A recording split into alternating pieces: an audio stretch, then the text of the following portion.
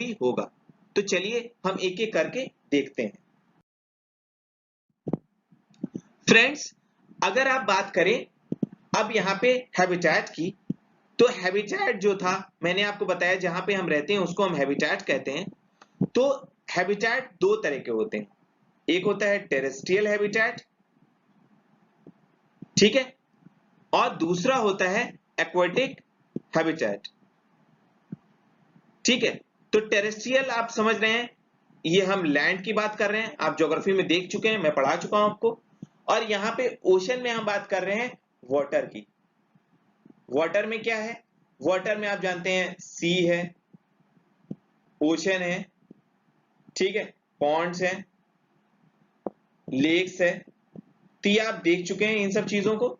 और अब मैं एनिमल्स को डिस्कस करूंगा, कैसे कैसे ये एनिमल अपने जगह के हिसाब से अपने अंदर चेंज लाते हैं या नेचुरली उनके अंदर ये चेंजेस होते हैं, ठीक है। कुछ सालों में, 1000 सालों में, 100 सालों में आप इनके अंदर ये चेंजेस देखते हैं। तो हम अब धीरे धीरे अब अपने हैबिटेट को समझने की कोशिश करते हैं कि कैसा होता है हमारा हैबिटेट। अभी तक हम ये सुनते थे, अब हम इसको देखेंगे, ठीक है। तो सबसे पहले हम बात करेंगे कैमल की। कैमल में क्या क्या चेंजेस होते हैं। तो कैमल आप जानते हैं कि यह डेजर्ट में रहता है, ठीक है, और डेजर्ट आप जानते हैं कि यहाँ पे सैंड प्रेजेंट होता है। तो कैमल का जो पीठ होता है वो कुछ इस तरह उठा होता है, ठीक है, और उसका जो मुंह होगा वो काफी लेदरी होगा, और जो उसके पैर होगा वो काफी लंबा होगा और बहुत ही ज्यादा कैसा होगा, ये भी गद्देदार होगा, ठीक है। ये चीजें आप समझ पाएंगे अभी जब मैं ये बताना शुरू करूंगा आपको। ये देखिए, ठीक, तो यहां पे ये कैमल है, ठीक है। डायग्राम बहुत अच्छा नहीं बना है, हमको डायग्राम पे बहुत ज्यादा जोर भी नहीं देना है, हम यहाँ पे समझेंगे कि कैसे ये हो रहा है, ठीक है। तो ये जो आपको यहाँ पे दिख रहा है इसका पीठ, ये उठा हुआ रहता है, ये आप कह सकते हैं हम, ठीक है। इसका जो हम्प है ये कैसा होता है, ये लोग समझते हैं, ज्यादातर लोग समझते हैं कि इसमें वाटर होता है, वाटर प्रेजेंट होता है, लेकिन ये फॉल्स होता है। यहाँ पे इसका फैट होता है, ठीक है, फैट स्टोर रहता है। क्योंकि आप जानते हैं, और अगर आप नहीं भी जानते तो मैं आपको बता दे रहा हूं कि ये वाटर काफी देर के बाद पीता है। एक बार अगर ये पानी पी ले तो ये काफी देर तक ये बिना पानी पिए जिंदा रह सकता है, ठीक है, और ये पानी को स्टोर किए रहता है। और इसके जो पैर हैं ये काफी लंबे होते हैं। ये सैंड से, ये मान लीजिए अगर सैंड है यहाँ पे, तो यहां से काफी इसका डिस्टेंस होता है, ठीक है, इसका पैर काफी डिस्टेंट होता है सैंड से, और इसके मुंह से भी काफी दूर होता है, क्योंकि सैंड से इनको क्या होगा, डिस्टरबेंस होगा, इसकी हीट को ये बर्दाश्त नहीं कर पाएंगे, इसीलिए इनका पैर जो होता है काफी लंबा होता है। और इनके जो घुटने होते हैं यहाँ पे भी काफी गद्दा होता है, गद्देदार होता है, ठीक है।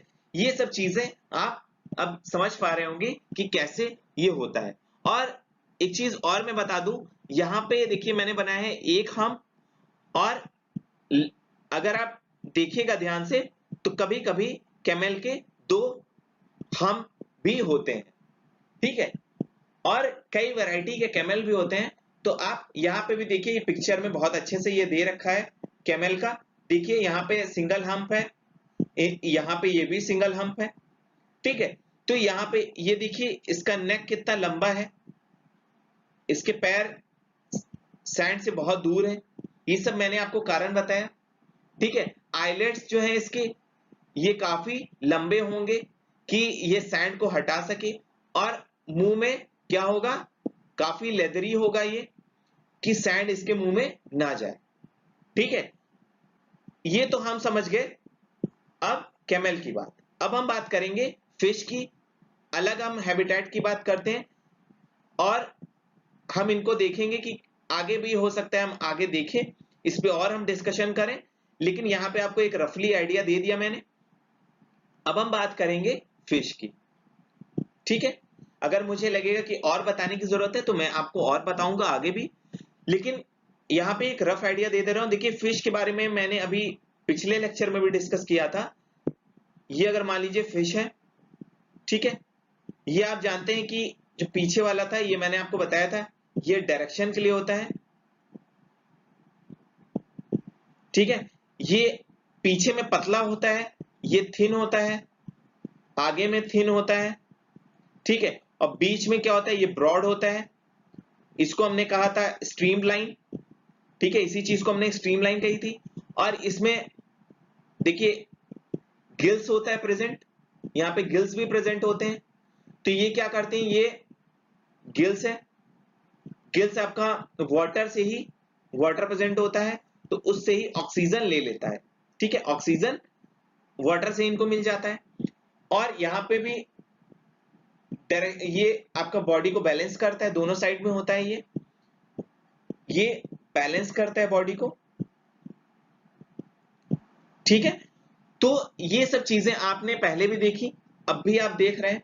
तो यहाँ पे आप देख रहे हैं हैबिटेट के हिसाब से किस किस तरीके से डिफरेंस होता है। अब हम आगे अलग अलग हैबिटेट को अलग अलग एनिमल से कंपेयर भी करेंगे और देखेंगे भी क्या डिफरेंस होता है इसमें, ठीक है। फ्रेंड्स, यहाँ पे आपने बात की थी हैबिटेट की, दो टाइप के हैबिटेट्स होते हैं। अब हम देखेंगे कि दो तरह के अर्थ पे कंपोनेंट्स होते हैं, दो तरह के बींग्स होते हैं, ठीक है, थिंग्स प्रेजेंट होते हैं। तो आपको जो प्लांट है, एनिमल है, ये क्या है, ये होता है बायोटिक, इसको हम कहते हैं बायोटिक, ठीक है, ये क्या है, बायोटिक है।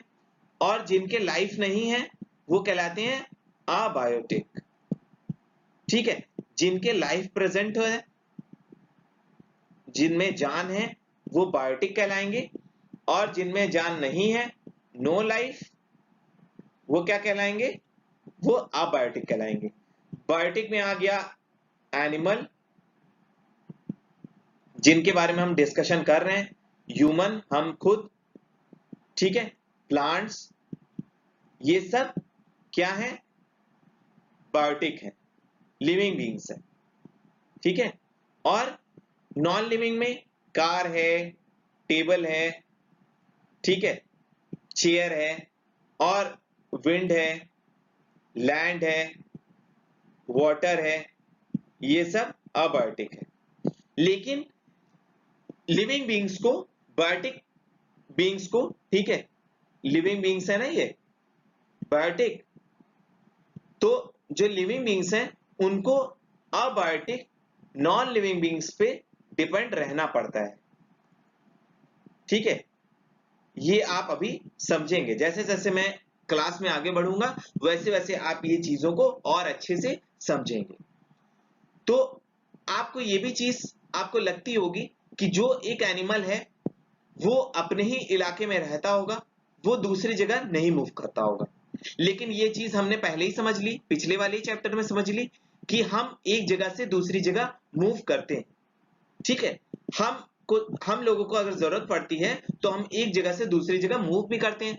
हमारे अंदर हमने देखा था कि बॉडी मूवमेंट भी होता है, हमने बॉडी मूवमेंट को पिछले चैप्टर में पढ़ा, जिसने भी मिस किया आप लोग देख सकते हैं, ठीक है। तो ऐसा हो सकता है कि कोई आदमी ए जगह पे रहता हो और वो बी जगह पे गया हो, ठीक है। ये मान लो कि ये डेजर्ट है, ठीक है, और ये माउंटेन के इलाके में चले गए हों। तो डेजर्ट में जो रहता है, यहाँ पे क्या था, यहाँ पे बहुत हॉट था, बहुत गर्मी हुआ करती थी, और ये अचानक से कहां चले गए, माउंटेन में चले गए, तो यहाँ पे क्या हो गया, कोल्ड हो गया, ठीक है। तो क्या होगा, उस आदमी में आपको क्या दिखेगा, कुछ चेंजेस दिखने लगेंगे। वो फिजिकली क्या होगा, उसको एडजस्ट करने में बहुत प्रॉब्लम होगी, उसकी तबीयत खराब होने लगेगी। लेकिन कुछ दिन बाद आप देखेंगे अगर वो कुछ दिन वहां पे रह जाए तो वो वहां पे एडजस्ट हो जाएगा। शुरू में तो जाएगा तो उसको ब्रीदिंग की प्रॉब्लम आएगी, लेकिन कुछ दिन बाद उसको ब्रीदिंग की प्रॉब्लम नहीं रहेगी, वो धीरे धीरे वहां पे एडजस्ट हो जाएगा। तो ये जो एडजस्ट होने का प्रोसेस है, ये जो एडजस्ट होने का जो सिस्टम है जो हमारे बॉडी में खुद है, उसको हम कहते हैं